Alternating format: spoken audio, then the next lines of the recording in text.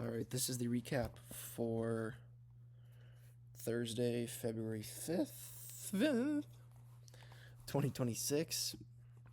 So, one sec.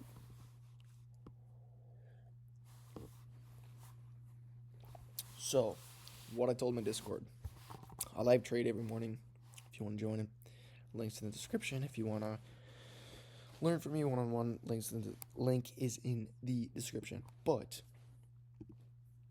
at the beginning of the morning, my main bias was we are currently rejecting out of this 4-hour gap. We haven't closed below it. Okay, until this gap closes bearish, I'm not going to be bearish.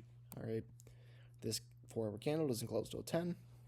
So if we're going to be bullish, what I said is, we'll respect the 4-hour gap, and at 10 o'clock, we will hit this 1-hour gap, and we'll end up, closing bullish and hit this previous buy side. But what do we do off of open here? Okay, price is really bearish, but it doesn't mean I can't take longs. But what do we do off of open? We end up manipulating lower. We get this open low. All right, we take out this previous sell side liquidity. Take this low out. What do we get? We have a 1-minute inversion to the upside. No 2-minute. This is the highest time frame inversion. Above us, we have a 5 and 15-minute high here. And mainly, this is the hourly high. Okay, so this is where I took most off. Actually, well, shouldn't say that yet. But we end up getting this 1-minute inversion to the upside. I do get entered a little bit early here just because I was really confident. Stop loss was right around here. We shouldn't retrace to this low. Yeah, we do have a 1-minute order block here, but I'm willing to take that risk and getting stopped out on it just to get my high risk to reward. But I got entered. I'll show you where. I would have got entered right about there. I got filled right about there. So I did get entered a little bit before the inversion, and I went break even at this high and just took everything off at a 1-to-1 here.